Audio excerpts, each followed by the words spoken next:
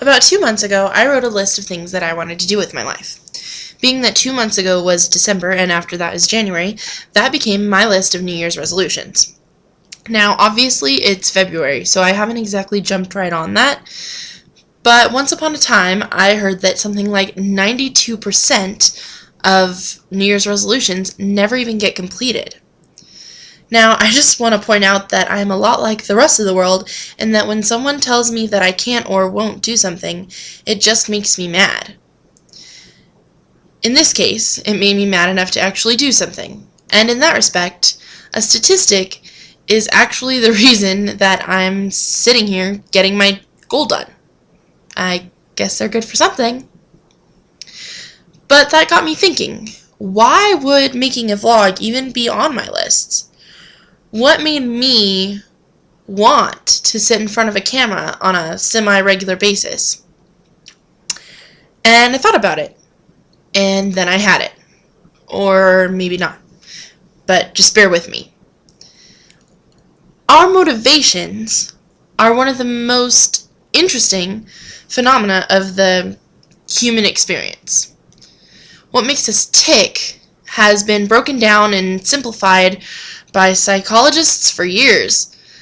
And even if in their simplest form they are basically the same, the way our motivations manifest themselves is inherently different.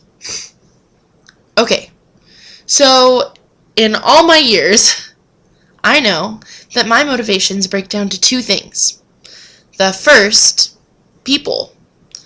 Interactions, motivations, their causes, religions, what makes them tick is fascinating to me. And number two, aesthetics, which would basically just say that I like pretty things. Okay, so knowing that about me, everything that I do can basically be traced back to one of those things. But it still doesn't explain why I wanted to do this. I mean, I do think that that is why I like YouTube. It's a new social outlet, and it's generally pretty aesthetically pleasing.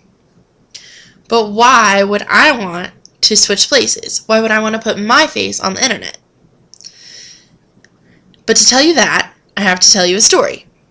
So let's just start by saying that my sister and I are very close. She is smart and funny, and she's my sister, so she has to like me too. Anyway, we share a lot of things, like inside jokes, and singing the Big Bang Theory theme song, or Surprised Komodo Dragons. But we share other things too, like taste and experiences. Anyway, because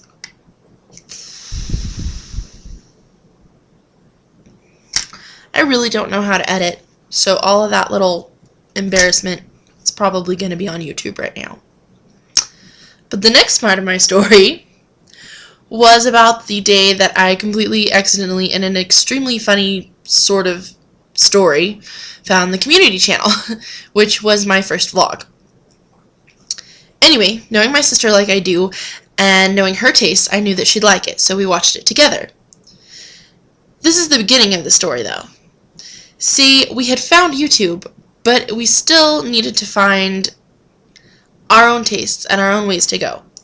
Starting with my sister finding Charlie McDonnell, and of course through him we found Narimon and Elmify, and then through the Liker chain we found the Vlogbrothers, who also happen to be one of our favorite writers, and people that we really admire.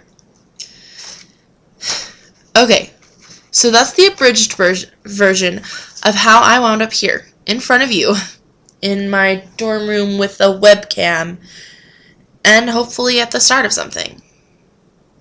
I'll see you soon.